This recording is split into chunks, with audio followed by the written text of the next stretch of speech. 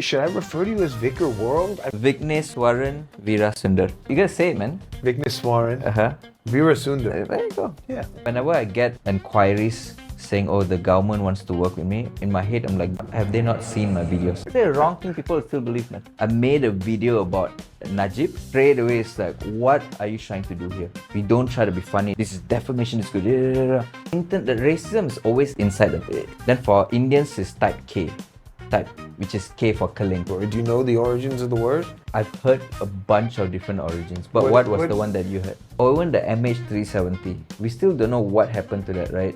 Do you know something that I don't? I think my big goal with in terms of my content is I do want people to think out of the box. I do want to push my community as well. In Malaysia, the Indians are the lowest in terms of popularity, but in terms of like the crime rates and all, we are the highest. Why would you, Vikar? I can't believe you said this, said that. That being said, you've also done and said some pretty dumb shit on it. I've done a lot of dumb shit. Curiosity is the key to the imagination. Break off your podcast, let's do this. Dream the impossible dream. Welcome to Mike Helfman's Curiosity Podcast. Should I refer to you as VikarWorld? I mean, that's how I always say it. Vikar. Vikar, Vikar, yeah. yeah. Vikar with the VikarWorld. Vikar. Everyone knows you as Vikar, right? Vikar. Because Yeah. your last name is But Vikar is hard not- for me to pronounce. Yeah, but Vikar is now my actual name, by the way. I know it. I know it's not your actual name. Your actual name is like, I don't even. What is it? Tell me. Vikneswaran, Veerasundar. Yeah, I know it's like You gotta say it, man. Vikneswaran. Veerasundar. Veerasundar. There you go. Yeah, okay. There you go. But the audience is going to be like, what? Vigneswaran, Veerasundar. We've got in the house Vikar. Yeah, see, that's easier. My man Vikar. Yeah, so we met on Pulau. Actually, we met during the casting of Pulau. Which was when, like 2021, COVID time, basically. 2021, is it? I That think was so. 4 years ago. God damn. Yeah, it's been 4 years. Oh, wow, okay. And then we shot it. When did we shoot it? We shot it in 2021, released it in 2023. 2023. Yeah. Yeah, it took a while to get released. Yeah. Wow. Anyway, congratulations. You get Thank married. you so much. Thank you so much. It feels weird, man. It feels weird to call my girlfriend a fiance. I bet. And I think that whole fiance phase is a phase where we want to like extend and make it long. Right? Once you become husband and wife, it just feels like we're adulting a bit too much. Yeah, you get to feel a little bit fancy for like the next yeah. year or so. Oh, my fiance. Fiance, yeah. Yeah, where's my fiance? So now, her and I, we whenever we go out, we constantly, it's like a challenge who gets to introduce each other first. Because I want to introduce her as a fiance first, but she wants to do that as well. So it's like a little game that's going on. This is right the pre-honeymoon period. They don't even know what's up when it's going to be like, oh, this is my wife. Wait till that. Yeah, that's a different shocker, man. Yeah, that'll be cool for like, a year and then the rest of your life. But yeah, man, it's been together with her for 5 years, and I'm like, you know what? I think it's about time, man. We moved in together, and I think I'm in a stable condition as well, business-wise, physically, in every sense. She's ready as well. Why waste time, man? Yeah, I'm glad that you said you moved in together because I'm a big proponent of testing the product before using the product for the rest of my life. 100%. I know that sounds terrible. I mean, no, it makes sense, but it's a bit difficult for me to do that because from an Indian family's point of view, we can't. You have to get married first before you move in. So my parents were not like too excited, too happy about the fact that we are going to move together. But then it all worked out fine, man. Eventually they realized, you know what? Fair enough, moving together first and then see how it goes. I don't know. You say it's an Indian thing, but it might be a Malaysian thing because for my wife, it was like a big deal as well. We moved in together and like all her friends were like so proud of her, like, oh yes, you guys got to move in. She had to write a letter, to let them know like this is what we're doing, like that. But from a practicality standpoint, it makes sense, right? You need to you want to know somebody inside and out, literally, before you spend the rest of your life with them. Correct. Because that's the whole idea with marriage, right? Mhm. And you know, you look at countries like the U.S. where they don't take it seriously, and they've got a divorce rate that's like 55%. Oh, God. 55%. It's over 50%. It's terrible. Yeah. But that's it. What about here in Malaysia? Do you I don't know. know. I don't know what it is in Malaysia. We're gonna have to get Fahad to look it up. Oh, maybe we don't. Best to not know all these things, man. But I heard something funny the other day. You know, in America they have gay marriage too. Okay. You know what the divorce rate for gay marriage is? 25%. There you go. It's less. Yeah. So you see who the problem is? The woman. They're the one. And is there stats for like lesbian divorce? I'm pretty sure that's the highest, right? Yeah. that might be true. That might be true. I don't know. We might have to fact check. So 3.9% for Muslims and 21.4% for non-Muslims. Oh, god damn. That's really good. Malaysia. Hats off. 3% divorce rate for Muslims. For Wow, Muslims, that's but amazing. for non-Muslims, 21%. That's lower than the gays in America. That's a win. Well done. What about look up the gay divorce rate for lesbians in the United States? I'm gonna guess it's gonna be about at least 70%. Yeah, 60%. Muslims in Malaysia? No. No, just There's no let's lesbian not- marriage in Malaysia. Lesbian divorce rate in America. In America. You are from America, yeah? Yeah. From Why New why York. did you choose to stay here rather than there? Well, you know, I came here 16 years ago for work, and then once I got here, I just built up such a great network. Honestly, I was able to open doors that just I couldn't imagine were attainable, you know, to the ministries and to the captains of industry, and it was mostly because of my work. But that, you know, I built up a great network here, and I decided to start a business here. And then once you're here, it's not just about that. It's also about the food is amazing, first of all, right? I mean, you've got this melting pot of Asian food, but you all still have good Western food as well, Yeah, great yeah, Japanese food. yeah. And not only that, the value for money here is, I think, the best in the world. You know, Malaysia's a hidden gem. I say that. People look, I know, they've probably heard me say this a dozen times, but it really is the best value for money in the world. The only other country that I've seen that might be comparable is Costa Rica. And that's because it's got a very good value for money, but it doesn't have the same kind of like major city that KL is. It has, for North Americans, it has, you know, it's close to America. So that's like a benefit. But in terms of value for money, it's very good. But I don't know, Malaysia just has everything. You know? Right? It's different, man. Yeah, dude. I different. went to a fancy restaurant the other night at the Hyatt in KLCC. And you know, you walk out, you got the Twin Towers right here. These are the most, to me, those are the most beautiful buildings in the world. I think 100%. they're just crazy. Yeah. So, what's the lesbian divorce rate? 28%. 28%. Okay. For heterosexuals is 33%. Oh, sure. That's not true. I thought it's over 50. The divorce rate in the U.S. is over 50%. 33 for heterosexuals. This 2025 stats, is it? It has to be 2024 stats. Yeah, what about the COVID stats?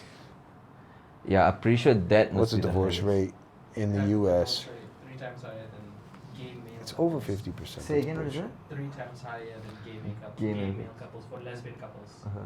But there's no official document statistics from the government. 40 to 50% of first marriages end in divorce.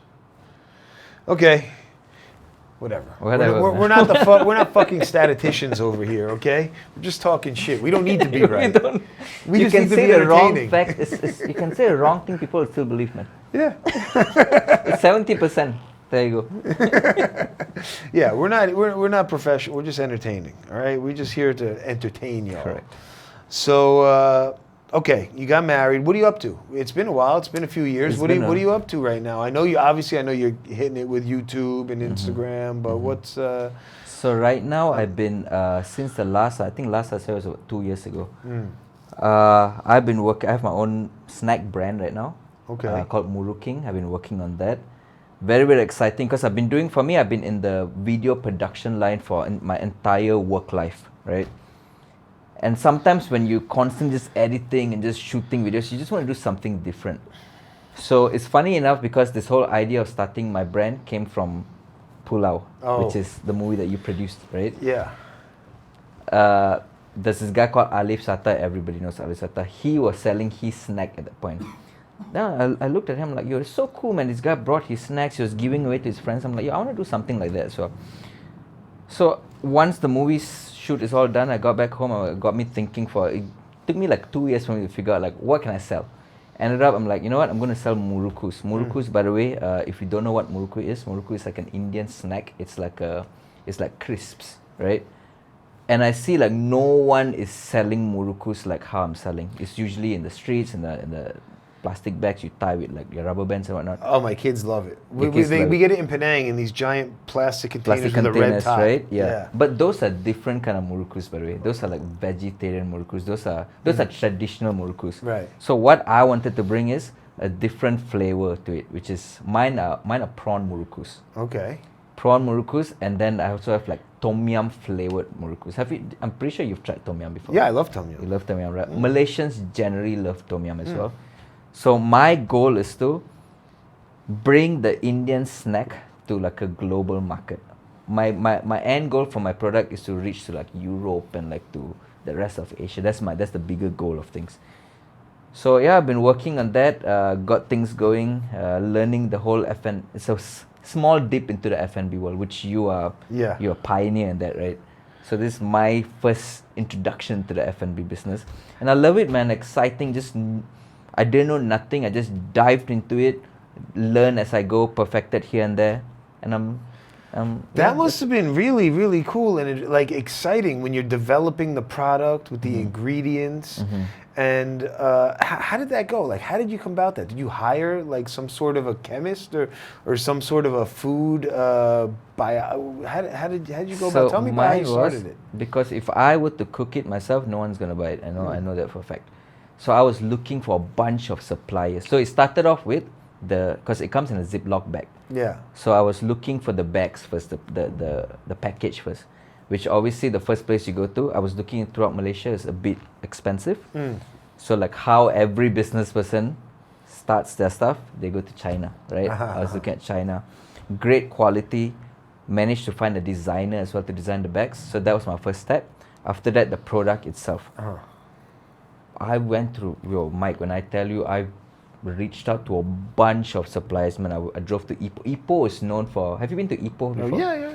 Ipoh is known for like snacks, like murukkus and all. Okay. Went there, a bunch of different places. Eventually, I found one supplier that, after trying the murukkus, I really liked it. And then eventually, I had to add my own touch to it as well. We worked out on the recipe and the formula, and then that's how it worked out, man. Cool. All right, this is just for my educational purposes, but can you like explain to me what exactly murukkus is? It's a bit difficult to explain. So murukku is basically, so mine is the prawn base, yeah? So it's like... Is it like fried flour? It is made of flour as well. It's fried crisps. Okay. It's like crisps. Yeah. How to say keropok in English? I know what keropok is. Keropok, it's basically like keropok. Yeah. Keropok, but the traditional murukku is not exactly keropok. It's more of a... I can't describe it, but basically Indians, we eat it during our festive season, Deepavali. And it's made of flour, man. It's like a fried flour. It's like a fried flour that's like a dough, right? Like a dough. Okay. And then they fry it and it becomes hard and crispy and it's Correct. very tasty. My kids are addicted to it. And a lot of murukkus out there, they're very hard. And I think that's what I wanted to fix as well. Okay. I wanted to have murukkus that are easy to bite, very crunchy and soft at the same time. And that's how my murukkus, when you eat, I give you like 2 packets. When you eat, you realize like how freaking soft and crunchy they are, man. Yeah. Thank you. Thank you. Go get one of them for me so I can put it on camera. So I've been working on that. Other than that, I also help other brands manage their social media pages, and also I also have that as a side business where it's not exactly a side, that's my main business actually. Really? Where we, like what I do for my own platform, I do videos and all. I do for other brands as well. I have like restaurants that I'm doing with. Recently, my latest client is like a new social media platform as well. So I'm helping. Really? Yes. I've been a doing new that. social media platform. Yeah. I like to hear about that. But first, let's see. This is the Muru King. This is the new one. This is last 2 months ago we released Tom Yum Murukkus. Cool. Yeah. And whenever like, because I sell this on TikTok live, whenever I go live, new viewers come in, they're like, oh, I've never seen Tom Yum Murukkus, I've never heard of Tom Yum Murukkus before. And that's what I want to bring, man. I just want to basically innovating Murukkus. Definitely unique. Yeah. Yeah, and definitely a marketplace for it. 100%. You know, I've never seen it in a packaging like this. Yeah. For sure. Tom Yum, you know, you might be able to open up Thailand, introduce Thailand to some Murukkus. Yeah. I brought this to Serbia last year. They don't have this kind of snacks over there. Right. So there's a huge market over there as well, man. And you can produce it here and then just ship it Export it there. there. Yeah. Okay. Nice. Nice. I would ask, you know, what kind of numbers you're doing, but I mean, you know, you don't have to tell me. But are you guys growing? We are definitely growing. Like last month we sold about 2,000 bags. Okay. 2,000 bags, online and offline. So Nice. every month we've been increasing, man. We're doing booths in random places. We work with government as well. A few politicians were liking our products as well. Yeah, man, networking, man. We're pushing the brand everywhere, man. Wherever there's opportunity, we try to push it. Yeah. No, that's really cool. I'm happy for you. Hey, thank you so much. I wish man. you the best on that. But you're still keeping up with the videos, right? Yeah, the videos have to. At the end of the day, without the videos, my videos, one advantage I have is on the marketing side of things. I've not paid a single cent on marketing. It's all because I already have a platform of my own. I've been using my platform to push my products, and which is why I gotta constantly put up videos as well, because you gotta the social media game is you gotta stay relevant, man. Yeah. And these days, it's not easy to keep up because it's so fast, right? Content is so today your video can go viral, the next day people forget about you. Yeah. So you just constantly just gotta keep up, man. It's a tiring process, but thank God I love what I do, right? So how did you get into it? Like when you graduated university or whatever, is this something that I don't even know if you went to university. Did you? I went, Okay. yeah. Is that like a good Indian boy? Of course. Probably has like an accounting degree or something. Engineering degree. Yeah, even better, right? So when you came out, is this like something that you had planned from the beginning, or did you try and get a job, or was this a side hustle and it just exploded? Like, what's the origin story? So for me, since I was a kid, I loved being creative. I remember I had like a small little camcorder my dad got for me. I was a huge fan of Eminem. Even until today, I'm a huge fan of him, and I do feel like if it wasn't for him, I wouldn't be doing what I'm doing. Because my first few videos that I was doing rap music video. I was lip syncing to Eminem. So, and this was when I was 9 years old, by the way. 9? 9 years old, I was in my head. I wanted to be a rapper back then, just like every other Indian boy in this country. Every Indian boy wanted to be a rapper at one point. Well, technically, you're kind of a rapper. I mean, you've done some rap stuff. I've done some rap stuff, but I'll get into how I got there as well. So I was doing all these videos, and in my head, I'm like, I want to do this for the rest of my life. I enjoy cutting these clips together. I love showing my work to, at that point, I was showing to my family and friends. They were like, oh, this is good. So from there, it went to, okay, I can be a rapper. So I started writing my own lyrics and whatnot, and in high school, I composed my own songs. Okay. With a 5 ringgit mic I had. Horrible quality, sounded, and in my head at the point I thought it was so good. I remember emailing to like radio stations. Nobody responded. So that was when I told myself, you know what?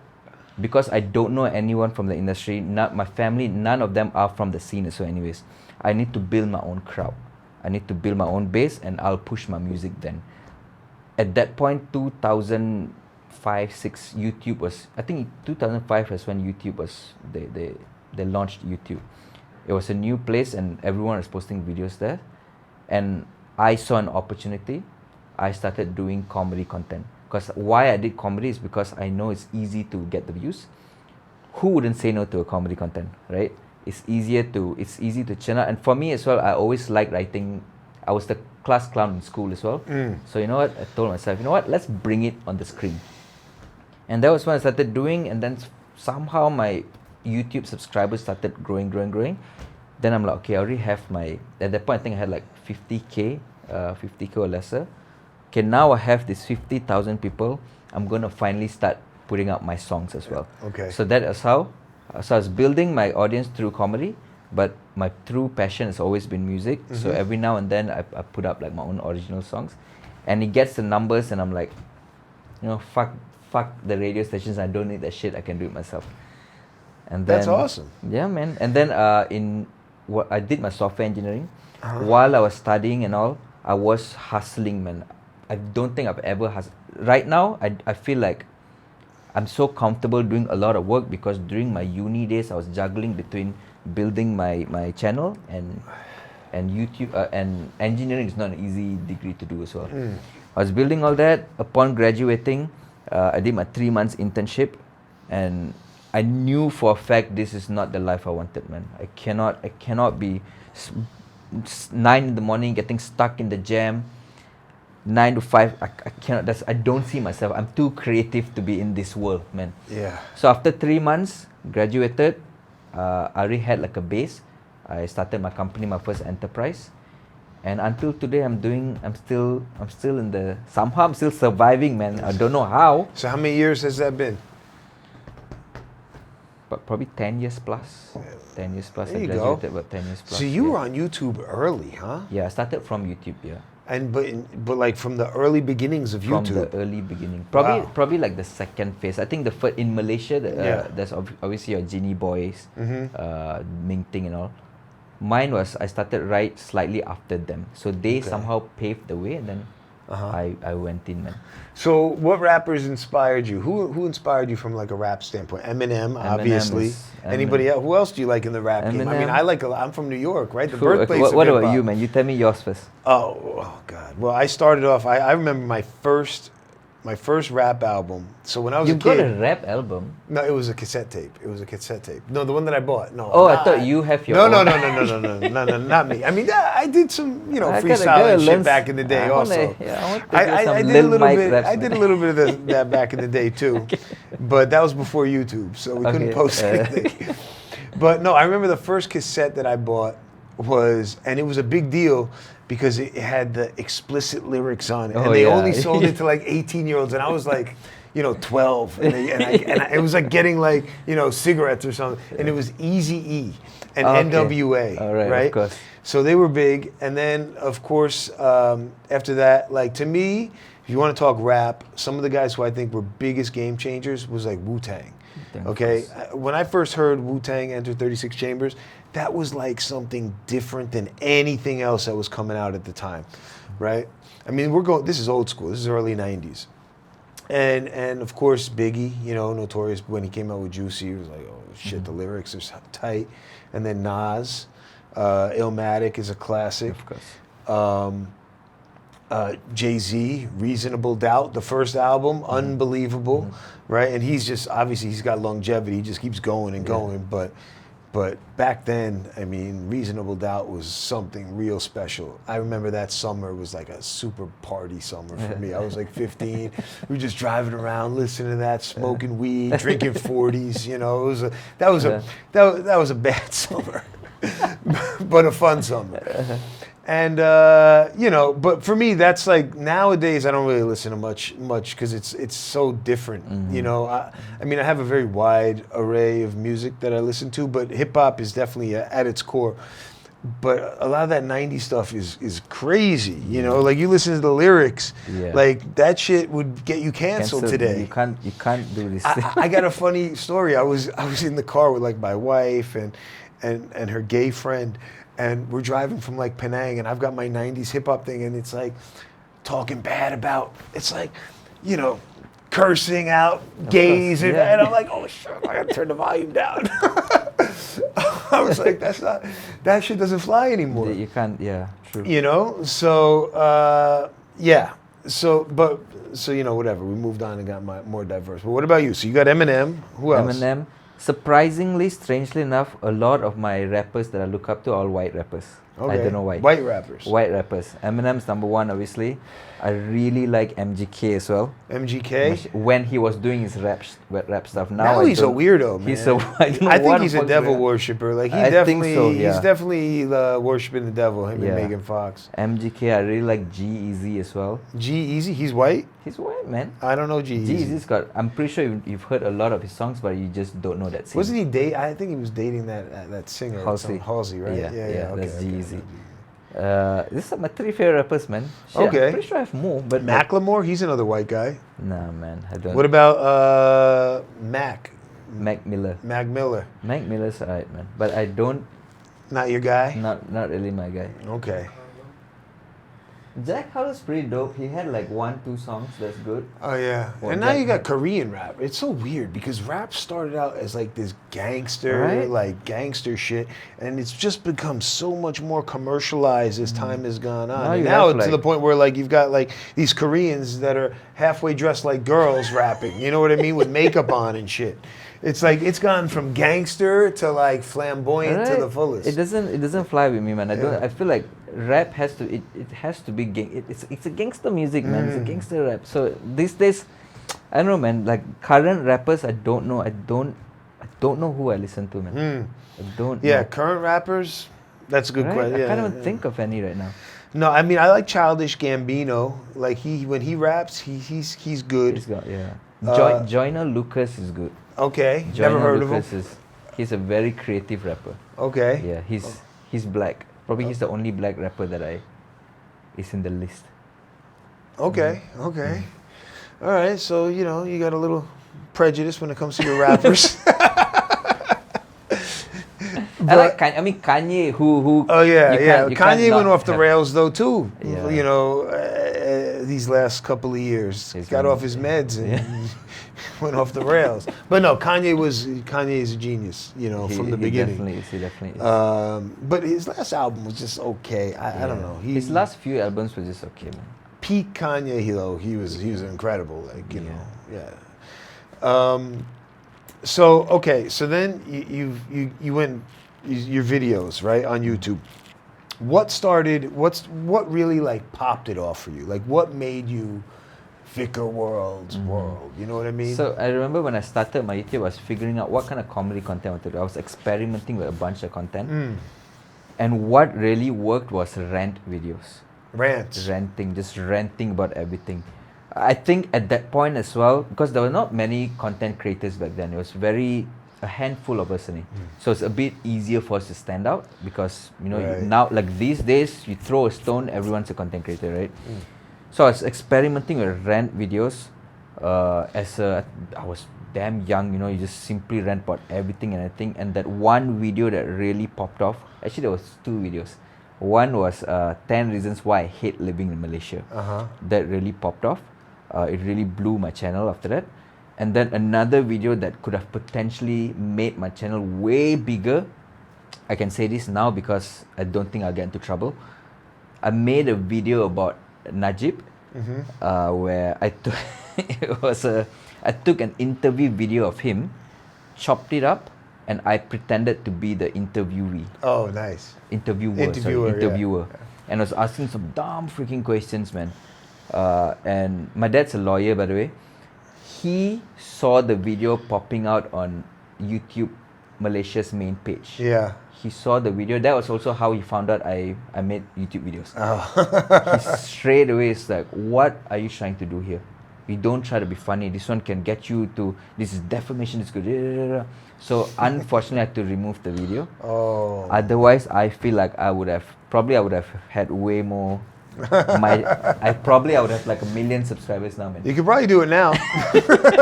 No, it's not as big. It's not as anymore, man. relevant, It's not right? as relevant anymore, man. All right, so I've been doing videos about why I love Malaysia, and you did a video about the 10 things you hate about Malaysia. So what are the 10 things you hate about Malaysia? From that video? Yeah. I don't remember. I think I've said few things. Some of the reasons were damn stupid now that in this current climate. But I think some of the reasons were probably the traffic jam. I think I remember complaining about traffic jam. And then one more reason that I said was it was so stupid, man. I said Malaysia, there's no snow in Malaysia.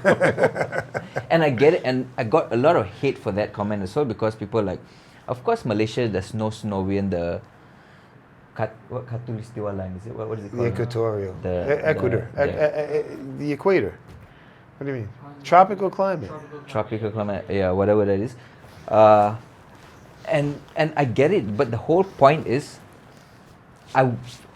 the whole point of me saying I hate Malaysia because there's no snow, because I just wanted to have snow. I thought that was funny. I think that's great. I think that's funny. People take things too seriously sometimes, but that was one of No, my. but that's okay. Right? You can't please everybody. And then another reason that I said was because Indian people couldn't be prime minister. Yeah, oh, that's a good reason. So I said that. Those are like some of my few reasons, man. But now, honestly, now that I'm a bit older, I don't know, man. I think I. You don't hate Malaysia. I'm pretty sure there are a bunch of things I don't like, but there are more things that I like rather than not. I think the things that I don't like are more towards like probably like in the racism side of things, of how probably that side of things. Well, that's what I was going to ask you, because on my channel we've had a couple of videos about racism, and we've heard both sides. We've heard sides from the Malay, we heard side from Chinese. So, what about you? Have you ever experienced racism in Malaysia? Man. Yeah, all the time. As an Indian? As an Indian, all the time. It's very simple. All you have to do is just go online and just read the comments, man. I feel like now that everybody, racism is on online, offline, everywhere is there, right? But the easiest way for people to look at racism in the country is just open up TikTok. You just go through the comments. For example, I'll give you an example, right? If you see like a case of drunk driving, right? Drunk drive in Malaysia, you see like a news, drunk driving. Nobody knows the race, right? Let's say in the news, no one is mentioned. First thing you'll see, oh, you need confirm, this one is confirm Indian drunk, Indian this. Now there's this whole bullshit about type K, type I. I don't know if have you heard of this type bullshit? No, I don't know what type K, type I is. So this it's a lingo in social media, right? So type M is Malays. Okay. Type M Malays. Type C Chinese. Then for Indians is type K, which is K for Keleng. Keleng is like a slur for. Oh. And it's because everyone's on social media, everyone thinks they can say whatever they want. You can see the level of racism is insane, man. Yeah, I think comments, like, you can't look at comments as like the reality, right? Because the shit that gets said in the comments will never get said to your face. You know what I mean? Yeah, like, the comments are the most toxic world, the toxic place in the entire world. And those people that are in there fighting in the comments, they're keyboard warriors. Like, they will not say that to your face. So the question is, are they racist within themselves, or do they have the balls to actually be racist in real life as well? Yeah. Because most shit that's said online, people don't have the balls to say in real life. 100%. They don't. But then also that is the racism is always inside. If you can't just say because of the comments the racism. You can't say comments can't define racism. No, I hear you. But if you defy the human race by comments, it'd be like we're living in hell. Yeah. You know what I mean? There's nothing good in the comments ever. Yeah, 100%. You know? 100%.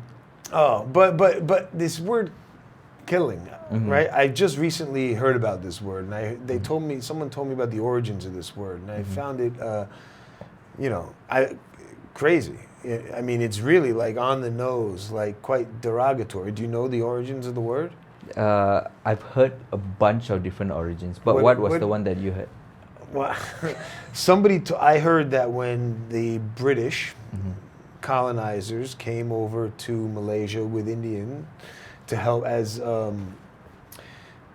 in a serf capacity, to try and help build the railroads. And because let's face it, the Indians essentially did build large parts of the infrastructure of this country, that apparently they came over in chains, and that when they would walk and you heard cling, cling, cling, and that's kind of how the word became. Is that the origin of the word? Mine is very similar to that. Correct or no? I don't think that's a right source, because nobody exactly. There's a bunch of stuff. I'll share two that sort of make sense. I see one that really makes sense. There's a place called Kalinga right? Is it called Kalinga? Somewhere in Kalinga where a lot of Indians used to live there, something like that. And then from Kalinga became Kaling. There was one. Another one was very similar to that as well. If you notice, a lot of Indian girls, they like to wear like the bell. Bangles, right? or whatever? The bangles on the legs. And it comes with like a lot of bells. Yeah. And that becomes like, cling, cling, cling, and became Kaling. But at the end of the day, the source is one thing, but it's how they use it right now that matters. But let me ask you, like, am I allowed to say that word, or is it like the N word? Where like, do I have to say? Should I say the K word? Because I just said it, not knowing what I'm doing. See, for me at least, like if you're talking about it, you can say Kaling, it's fine. But like if you if it's the meaning how behind meaning it, the behind derogatory it, how meaning you use behind it and all right. But it's not as bad as the N word, but it's the same connotation behind it. Okay. If that makes sense. But I mean, that's what words are, right? I mean, words are really just letters that are put together. It's what's behind the word that is really what matters. Yeah. The meaning behind the word. Yeah, 100%. Right? Because that's how we communicate, through feelings, through words. Yeah, yeah. But you said just now you love Malaysia, right? What are those things that you love about Malaysia? Well, I mean, I told you, I love the food. I love I love the people, right? Because it's diverse. I like the fact that it's diverse and that there's many different types of people and many different types of culture all in one country. I love the location. I love the weather. I don't mind the heat. I love the infrastructure. I love the value for money here is extraordinary, best in the world, like I said. So, I mean, I can go on and on and on. I love the landscaping, right? It's got beaches, it's got cities, it's got jungles, it's got, I mean, you've got areas of the country that are unexplored. You go into Borneo, there you can discover new animal once a month, right? People are, like, whether it's an insect or a flora or a plant or whatever, they're constantly doing that. So there's stuff that I really, really love about this country, and but are there things that you don't like about? One thing that you don't like. Well, about I told you the one. I mean, the one thing that I don't like about it is the haze, the fucking haze. And the fucked up part about it is that the haze doesn't even come from Malaysia. It comes from Indonesia, because these guys have, they have Stone Age farming practices, right? Where they just, destroy the land and they burn the land down to fertilize the soil. And that's why you see all these videos of like orangutans stranded in a tree, because these guys are burning down the jungle so that they can build more farms. So that's the major thing. Like, I've been here 16 years. The only 2 times I've gotten homesick. Once is when the haze was so bad, I just wanted to leave. And I didn't even get homesick. I just wanted to go on vacation to Bali or wherever, just to get out of here and not have to breathe in this terribly polluted air. Because they say that, when the haze is bad, it's as bad as smoking a pack of cigarettes a day. For sure. All right. So that, and then the other time was during COVID. And because I thought that the COVID lockdowns here were quite extreme, I mean, I was lucky enough to have privileges to travel because I owned restaurants and I had, the paperwork to be able to go from business to business. But even then, there were like military checkpoints, and I almost felt like I was in like Nazi Germany. Like, I had to show my, like, hey, let me see your papers. Here's my papers, and not only that, like, I felt bad for like people in the lower class, right? Like if you're in one of these government subsidized housings, or if you're a foreign worker in one of these housings and someone got COVID, they were like, oh shit, lock it down, right? They started putting barbed wire around it with guards, and I mean, that is extreme. And especially now looking back, the screwed up part is that we were totally fooled by these pharmaceutical companies and by the Western media and the WHO, right? And the Malaysian government, they do their duty by following, these international organizations like the WHO's recommendations. But these guys were just basically working for the pharmaceutical companies at the time. And they pushed these vaccines that had hardly been tested, and look at the side effects from it. People, do you remember watching those soccer games and like guys would just go down with like a heart attack? Like, that happened quite a few times. Because of the vaccines, Because of the vaccines, because of the myocarditis. You know, I remember I had a vaccine. I don't want to say a vaccine injury, but I had a side effect from it. I don't know if you had any, but I did when after taking my first vaccine. I didn't think I had any side effects because we were at home, and I was carrying my son around the whole time. You know, we had a newborn, and so my like neck and my upper back were hurting. So I thought it was just because I was home a lot and I was carrying my son, but I'd never felt that before. And then you know, 3 months later, I had to get the next vaccine, the second jab. And then as soon as I got the second jab, bam, my back, the top of my back and my neck start hurting, and I'm like, shit, that's not from carrying my son, it's from the vaccine. And it lasted like 3 months, you know? Just basically like a back pain. Yeah, upper okay. back pain to neck pain for like 3 months. And I only realized it after I got the second jab. Because the first time you don't know, right? Yeah, you can't. But the second time you know. And then I had to get the third jab, but luckily I had a different, the first two I got were AstraZeneca. The third one I got was Pfizer. I didn't have any side effects from Pfizer. But then now the whole case, Pfizer is the one that is... Everyone's saying that it was like Pfizer and J&J and Moderna. Those were like the worst.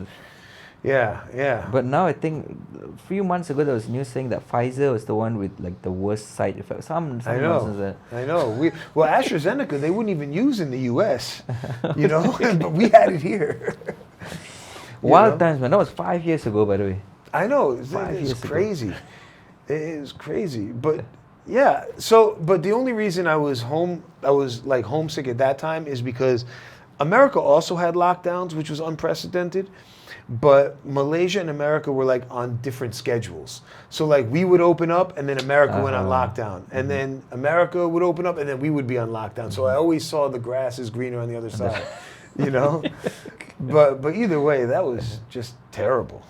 I don't know, man. At the end of the day, I feel like during COVID, one thing I regret for COVID is to not put up more videos, man. I genuinely feel, if you notice this as well, COVID was a time where there's a lot of new content creators begin their career, man. OnlyFans. OnlyFans started then, is it? OnlyFans got man. big, got huge during COVID. That was during COVID. Okay. Oh, yeah. You want to hear something funny about OnlyFans? I was talking to some people who own a sex toy manufacturing company in LA. And they said during COVID, they just kept seeing the size of dildos increase and increase the sales. They were like, people were home just seeing like, how big can I get it? And they were selling dildos that were like this big. COVID, man, a lot of people made a career out of it, man. Oh yeah. COVID did. I didn't do anything during COVID. I mean, yeah. Because you had your restaurant business at that point. I had my restaurant business, and we started doing Pulau. Like we started developing Pulau kind of during COVID, and then if you remember when we shot Pulau, we shot it all on Langkawi, so like nobody could leave. Yeah, that was our private island, man. At the point. Yeah. Pulau was the best in terms of like set production, for me at least, the best experience I've had, man. Yeah, well, it felt like it was a holiday for us, man. Yeah, it was a holiday for all of us. And speaking of OnlyFans and speaking of Pulau, you got to have a sex scene with Miss Puyi. Yes, sir. That's me. I'm the Indian. I'm the Indian guy, guys. How was that, huh? Well, it must have been hard keeping your pants. No, honestly, I thought I was gonna have a hard time, but on set it was cool, man. Like I think one of the fear was, oh, please don't get a boner. Please don't get a boner. Please. Right. Thank God, nothing. There was nothing. I think also it's because we were in a very professionally set up area and all. We had a lot of people watching. There's crews. There's a huge team there, right? And also plus like my girlfriend was there, so at that point. Yeah. I remember Yuho, the director for Pulau, was constantly going to my girlfriend. Hey, is it okay if we do this? And my girlfriend's the best, man. She was like, if you want to do this shit, you should only do it with Miss Puyi. I'm like, there you go, man. That's when I found the one, man. Yeah. But it was a crazy experience because Puyi was very professional as well. Yeah. She made me feel comfortable, honestly. I remember the scene, like I was shitting myself, man. And plus that scene was also the first day I met her as well. There was no prior get to know each other. None. First day, first set, oh hi, this is Vikar, this is Puyi. Get on top of him.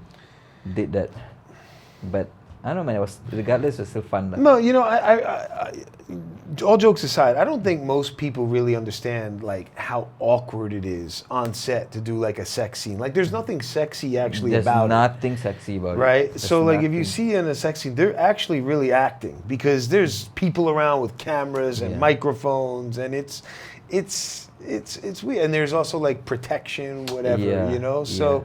So yeah, just for anybody out there, just so you know, it's actually not as sexy as you It's think not it as is. honestly, it's not sexy as it looks, man. Mm.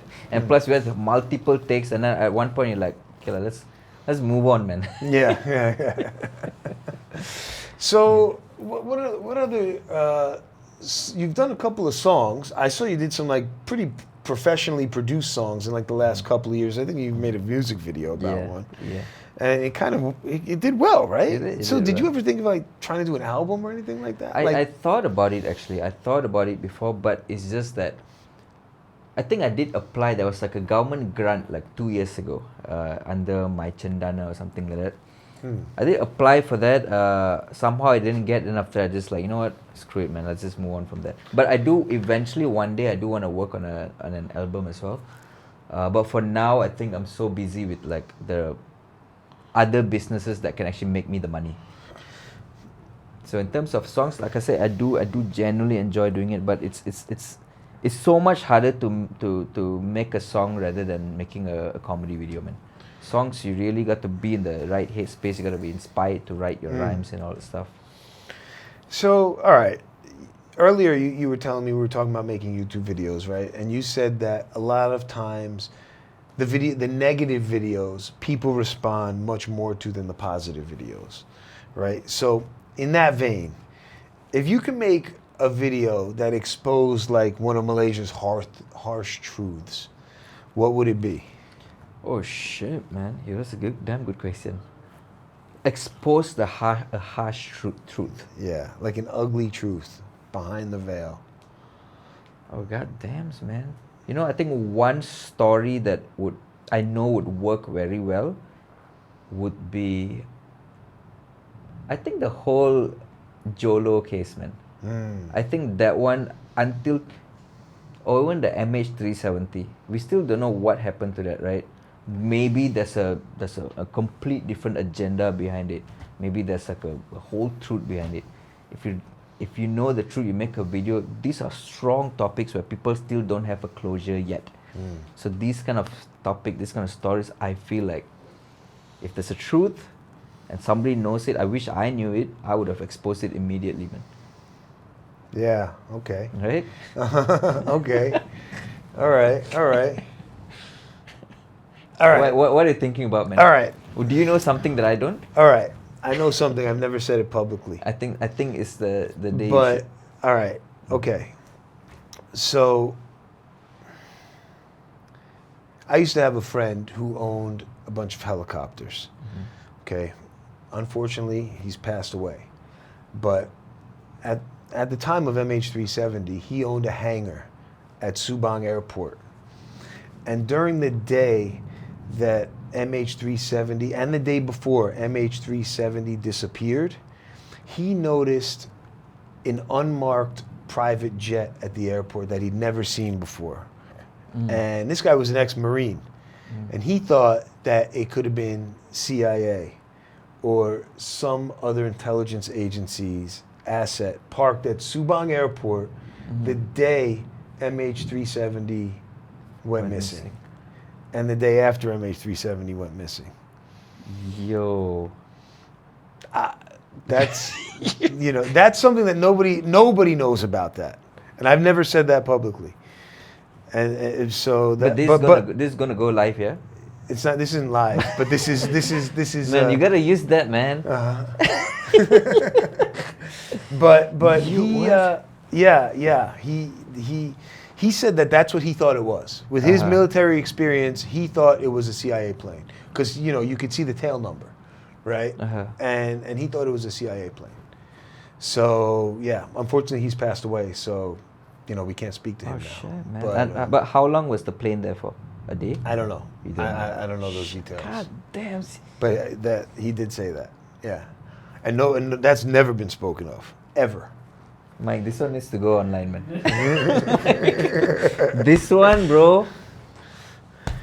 That's how you get. Bro, that's how you get your views, man.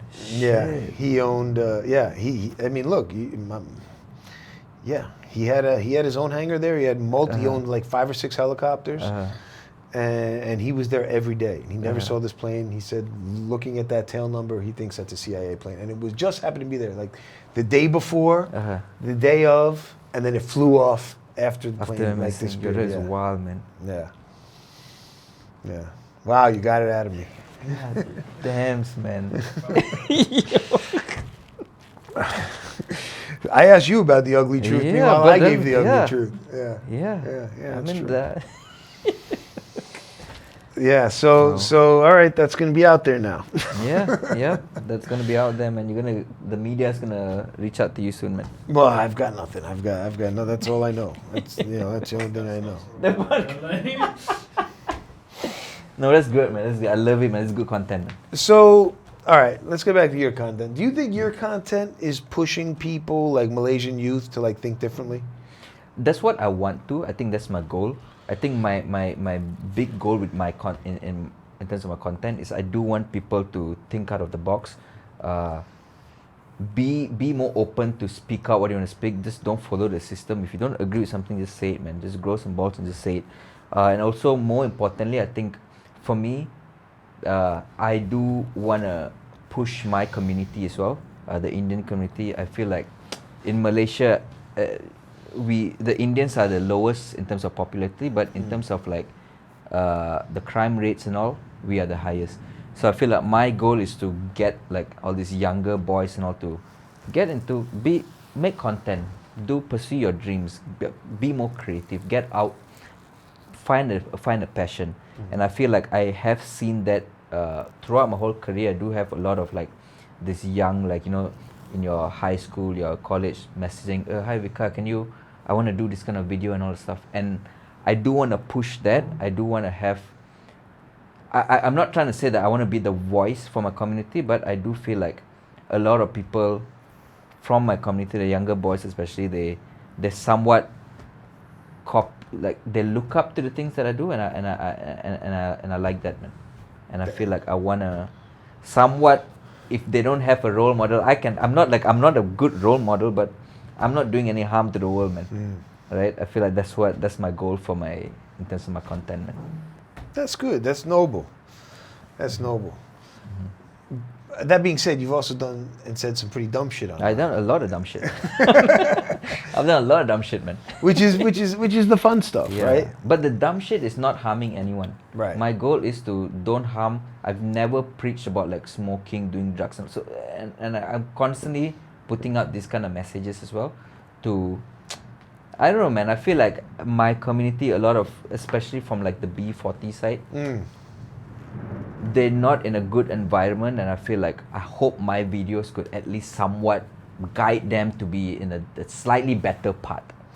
I hear you, man. I just did a piece on the B40, and I think you're a very good example of that. Not to say that you were B40 or anything like that, but your hustle culture.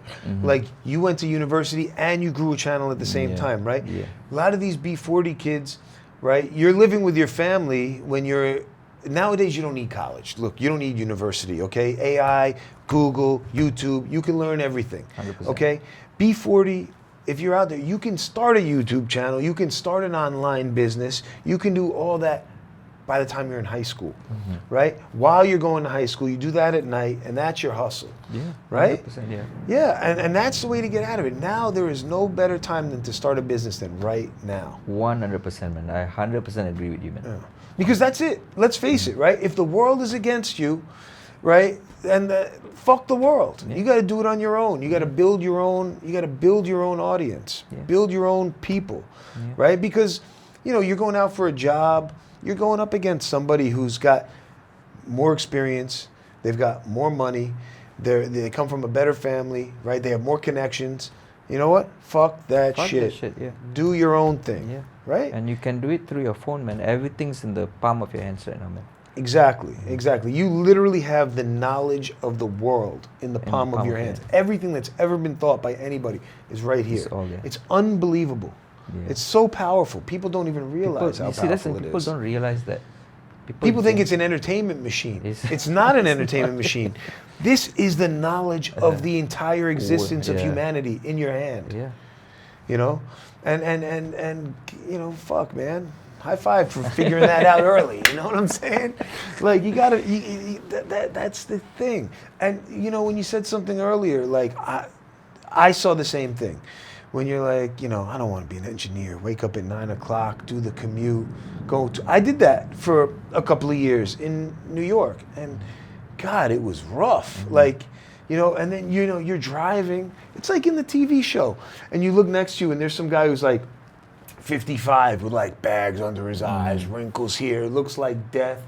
You know, and or you're on the train and you see the guy who's been sitting on that train seat for like 30, 40 years, doing the same thing every day, in and out, back and forth. He's got no life left in him because it's been taken, because he's been working for somebody else's dream and not his own dream, you know? True. So, yes, pursue your own dreams. I'm with you on that. Love it, man. Love it, man. Yeah.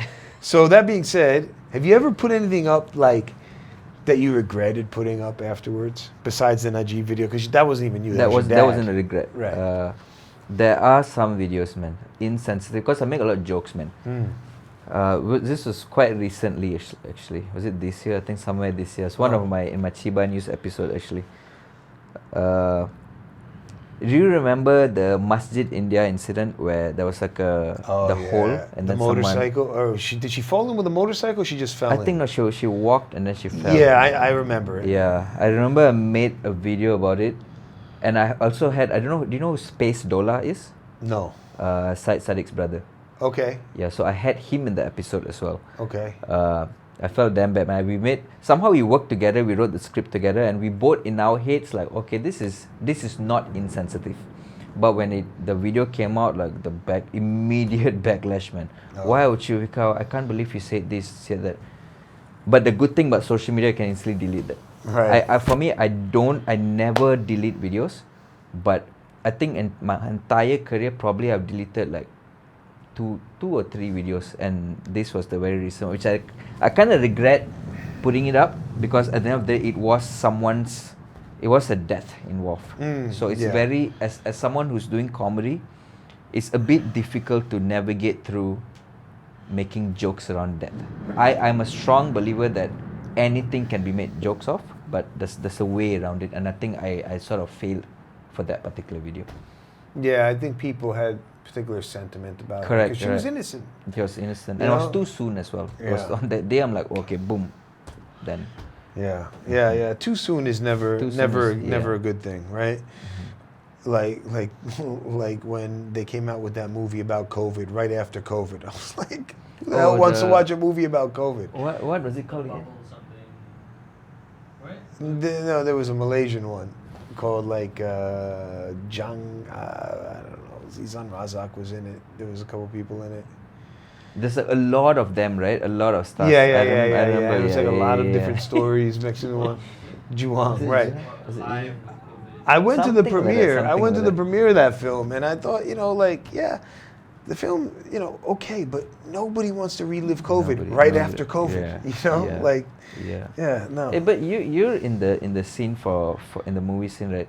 What do you think is the best Malaysian movie that has ever came out?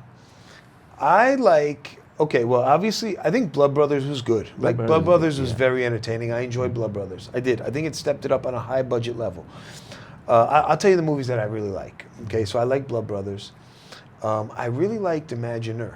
I thought That's a Imagineer was brilliant movie. Yeah. and it was brilliant also because it was such a low budget, and it was like thought provoking. It had a good script. To be able to pull that off with like lo-fi sci-fi, I love that. I also thought I think Abang Adik is Brilliant movie. very good Abang movie Adik, also. So good. Yeah, Abang I Adik. like that film too. Those are my top three. Those are my top three movies right there. That would be Abang Adik, Imagineer, and Blood Brothers, in no particular order. Those are my top three. What about you? Abang Adik, Imagineer. I also really like this. It's not a movie, it's a series.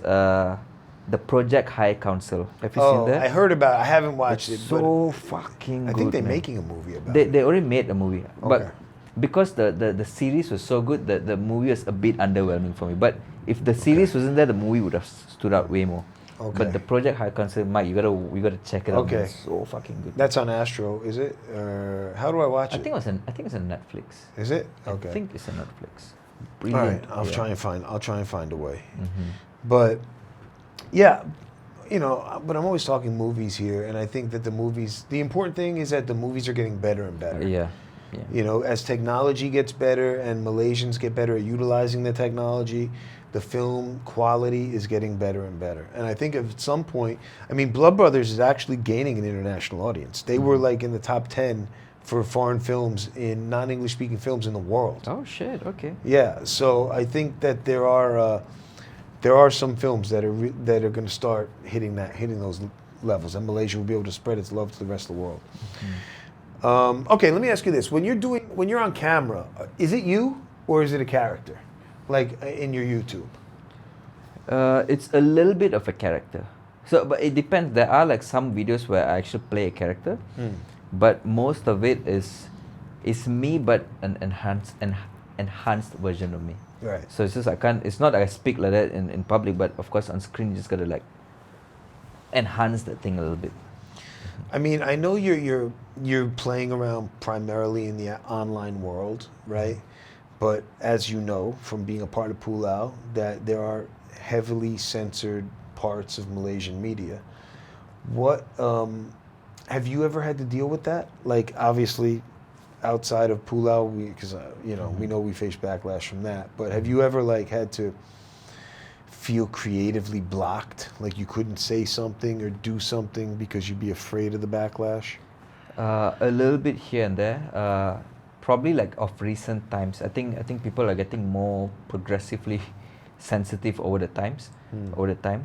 But I think in terms of creative block, it only comes when there's other brands involved. So of course, I think primarily how content creators we make money is through when we work with brands, right? When we do video for the brand. So whenever there's brands involved, I remember recently I worked with the government as well. It's a government project. Whenever I get inquiries saying, "Oh, the government wants to work with me," in my head I'm like, have they not seen my videos? Right. And this was through an agency, and multiple times I asked them, "Are you sure they want to work with me?" Because I make my jokes there's going to be edgy jokes here and there.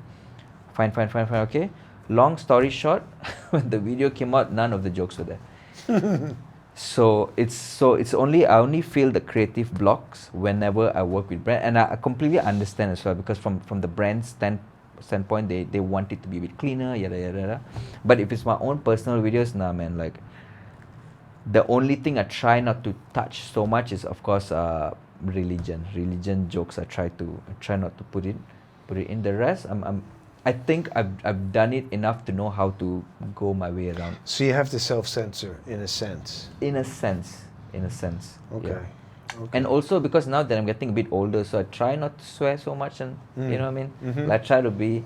There are more eyeballs looking at me, and I know a lot of these younger kids, they look up to me. I feel like I don't want to be a role model, but I somewhat have to be like a decent figure lah, in a way. So what keeps you going? What keeps you going? What keeps you doing it?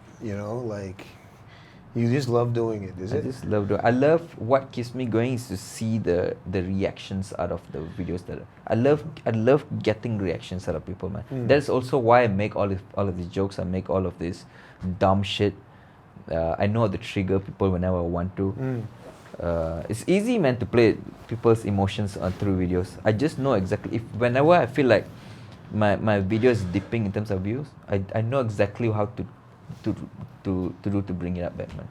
Okay. So What's the secret? What's the secret sauce? The secret sauce is just a little bit of controversy. You gotta add that opinion on. It's all about opinion, man. Just give an opinion that is against the vast majority of people. Right. Just go against it. Boom, people love it, man. Or at least against the narrative. The narrative. There you go. That's Right. a nicer way to say it. The narrative. Yeah. Opinion, which is why I think just now off camera I was telling you. So more opinion stuff, man. That kind of stuff people love to hear, especially if it's like a big issue, big topic. Give your opinion, people fuck with that shit, man. Yeah. Because look, a lot of people don't have the time to really, think about a lot of this stuff because they're too busy doing that grind. 100%. Working. They need somebody who's got time to actually think about takes on these certain topics that are outside the normal narrative. Yeah, 100%. Yeah. Those kind of stuff always works, man. And for me at least, and this works for you even way better. In Malaysia content, people love it because Malay language is obviously our main language, right? Just throw in some Malay words, like I said, I was telling you as well. Yeah. Do one whole podcast in Malay, man, one day. I know. How's your Malay language like? Sikit. But you understand, nah? Sikit. Yeah. I understand the main words. The main words. I was thinking about doing that actually, like writing down questions in Malay, and just reading questions in Malay to one of my Malaysian friends, have them come in here. Yeah. That's the thing, man. Like it's so weird. Malaysians somehow love it when a non-Malaysian adapts and speaks their language, man. Yeah. No, it's because Malaysia, they're always in the middle, right? So like I feel like half the country wants to stay within itself and not spread the love outside to the rest of the world. And the other half of the country wants to spread the love outside the world. They're proud. They're like, yes, we're Malaysian, try our nasi lemak, try our chor kway teow, and get it out there. And so therefore, in the end, it ends up like balancing out and nothing ever happens. So if I were to speak Malay, that one half that's super proud about getting their culture out there will be like, look, see, we got. And then the other half that's into the see, he stayed here and he learned Malay. Yeah, keep it quiet. Yeah. So that makes everybody love it, right? Yeah. But like as an American, do you feel like you get a lot of privilege here? Do you think? Earlier on, I did. I thought, because look, I've been here 16 years, right? And in that time, things have changed. Correct. Yeah. Like the sentiment towards the West has changed a lot in 16 years. At first, I feel like there was definitely white privilege. When I came, I feel like doors opened up easier. I was treated a little bit differently. What I called it? I coined it as a colonialist mentality. People were kind of like bred into thinking that the white person was superior because of the English and the colonialism. But as the internet got more prevalent, as phones and mobile apps got more prevalent and information started to spread, people started to realize that was kind of bullshit. And over the last 16 years, yes, I've seen the country. I definitely have. Maybe it's just because I've also been here and I've become accustomed to being in Malaysia, but I think that there's been less and less white privilege as it's gone on. And maybe it's just because I feel like a local. I feel like since I've been here so long, I don't even think about it. But on the other hand, like I've also seen the country change. When I first got here, you go to a swimming pool in like Penang and, men were swimming with their shirts off and, women had on swimsuits, and now you go to a swimming pool in certain areas, and men are covered in long shirts and shorts. Women are covered in long shirts and shorts, like they don't wear like traditional swimsuits as much as they used to. So the country's culture has shifted, I think, towards more conservative. I mean, if you look back at pictures from the 1950s, 1960s, 1970s, you could see Malays drinking alcohol, right? Like if you look at footage, I was talking to a Malay friend of mine recently, and he said in his child's high school class, they were showing images of Merdeka.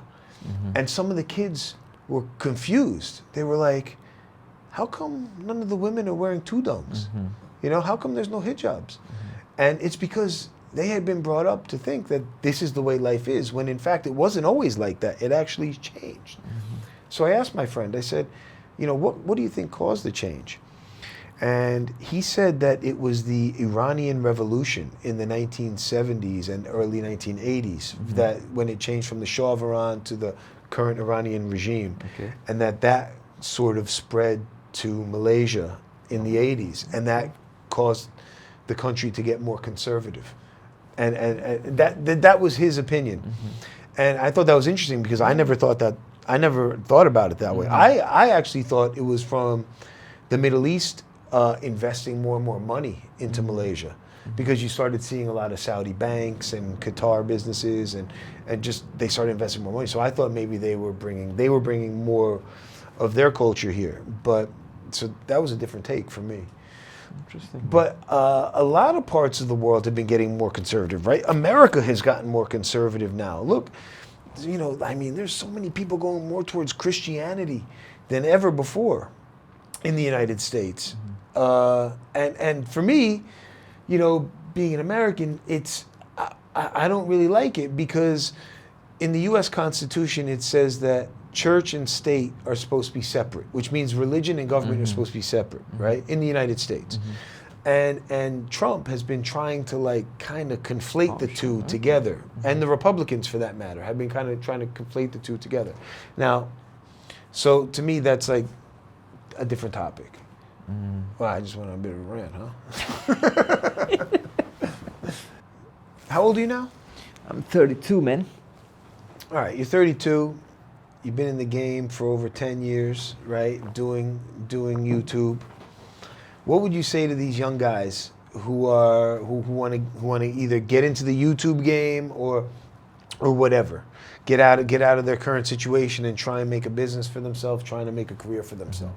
I would say focus on TikTok as a platform. Even Reels they're quite good, but focus on TikTok. Don't overthink it. If you have an idea, just shoot it, man. Just shoot it, and then don't try to perfect whatever you want to do first. As you go, you'll figure things out. I feel like that would be my advice, man. I think a lot of people, even including myself, over the years, I've had a bunch of great ideas. Nothing came to fruition because I just kept on like, oh, maybe I should change this shit. Fuck all that shit, man. Just, you have an idea, just do it. Yeah, because now content is, like I said, it's very fast moving, man. You can, if it flops, just move on, man. Move on. How much content should you post, like a week? What's your recommendation? Me personally, I post once a week. Once a week. Okay. But I know I've seen a lot of TikTok gurus and like social media gurus. They say like, oh, you gotta post like 3 times a week. Some say 4. To me, 1 time a week is more than enough. But 2 would be nice. 2 times a week would be an ideal, because you don't want to overshare your stuff as well. You want to slowly ease into it. Okay. Okay. Yeah. Cool. Final thoughts.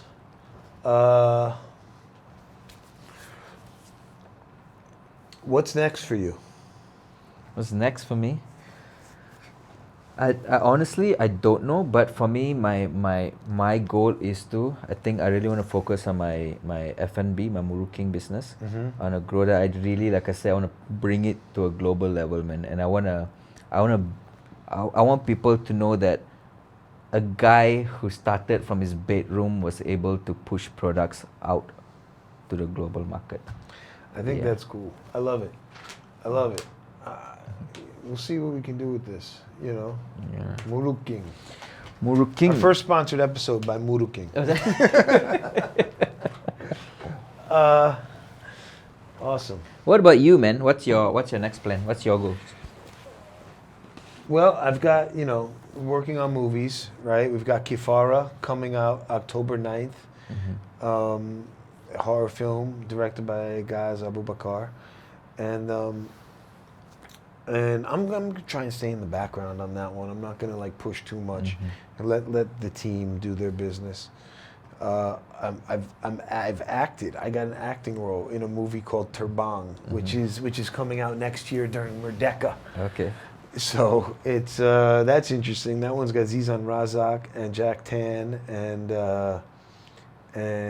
Irfan Zaini in it, and Namran is in it as well. And so far, Namran's been in everything that I've done. So Namran is my dude. Like Okay, he's been in Pulau, he's been in Kifara, he's been in Terbang. I'm gonna put Namran in every movie that I do. But how was your script all in Malay? No, mine was English. Yours was Mine was English. English. There were two. I had two lines that are in Malay. You know, one at the end and one in the middle. Yeah, but they're very small, just like one line, one word in Malay. But yeah, I'm gonna work on the Malay. I like I've thought about doing the idea of a podcast in Malay with somebody who's got like a big Malay audience. You know, I think that could be cool. 100%. Yeah. 100%. Get somebody in here to do it. But there's that, and you know, you said you were working on a new social media platform. I've actually been building a team to create a new social media platform as well, and we're in the early stages, but we have everything that we need to do, and we're hoping to release a prototype or a Gen Alpha to the public by end of the year. I'll explain to you what it is when we get off camera, because I want to talk to you about yours too. But yeah, that's it, you know, and then just whatever, doing my thing, investing, and do my podcast, man. Yeah, man. I got this thing to grow. Let's go, man. Let's go. Thanks for coming in. Of course. Do we need to discuss Is there anything anything else that you're missing? I don't think so. The camera. Did we get any good clips? Did we get some good stuff? All right. Your MH370, man. I'm telling you, man, that one. Oh. That's your goal. That's your fucking goal content, man. You got just think it through, like whether you wanna post it or not. I know. But that one, I just don't want to get killed by the CIA. You know what I mean? Stories about like him That being part of one. the CIA. Now he's just like Bro, I cannot believe the amount of views that she's gonna get as a reel, man. I if guess you we'll post see. that. So TikTok, huh? So when you post stuff on TikTok, like how long should those videos be? For me, I try to keep it less than 1.5 minutes.